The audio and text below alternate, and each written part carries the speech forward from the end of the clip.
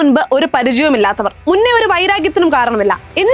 എന്നിട്ടും കടക്കാർക്ക് വിദേശികളോടുള്ള കൊടിയ വിദ്വേഷത്തിന്റെ കാരണം അവരുടെ പൗരത്വമാണ്. കടക്കാർ ഊഹിച്ചെടുത്ത വിദേശികളുടെ മതമാണ്.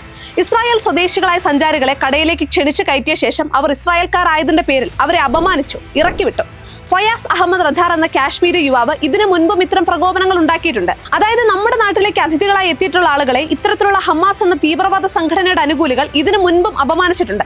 ടൂറിസത്തിന്റെ പെരുമ ഇങ്ങനെയാണോ നമ്മൾ ആഘോഷിക്കുന്നത്? സംസ്കാരവും ധർമ്മവും വെടിഞ്ഞ് ഹീനമായ മതവർഗീയത മനസ്സിൽ സൂക്ഷിക്കുന്നവർക്ക് മാത്രമേ ഇത്തരത്തിൽ പെരുമാറാൻ കഴിയൂ. അതിഥി ദേവോ ഭവ എന്ന സംസ്കാരത്തിനനുസരിച്ച് പെരുമാറാൻ കഴിയാത്തവർ പിന്നെ എന്തിനാണ് ഇത്ര കഷ്ടപ്പെട്ട് ഇത്തരം കടകൾ നടത്തുന്നത്? ഗോഡ്സ് ഓൺ കൺട്രിയെ നാണം കെടുത്തുന്ന ഇത്തരം പ്രവൃത്തികളോട് ടൂറിസം ഡിപ്പാർട്ട്മെന്റ് എങ്ങനെയാണ് പ്രതികരിക്കുന്നത്? കേരളത്തിലേക്ക് ടൂറിസ്റ്റുകളായി ആരും വരേണ്ടെന്നാണോ? വന്നാൽ ഞങ്ങൾ മതത്തിന്റെ പേരിൽ, രാജ്യത്തിന്റെ പേരിൽ അവരെ അപമാനിച്ചിറക്കി വിടുമെന്നാണോ? ഫയാസ് അഹമ്മദ് റദാർ എന്ന കാശ്മീരി യുവാവിന്റെ ധിക്കാരത്തിന്റെ ഫലമായി കേരളം നാണം കെട്ടത് ഇവിടുത്തെ വിപ്ലവ സിംഹങ്ങൾ ആരും അറിഞ്ഞിട്ടേയില്ല.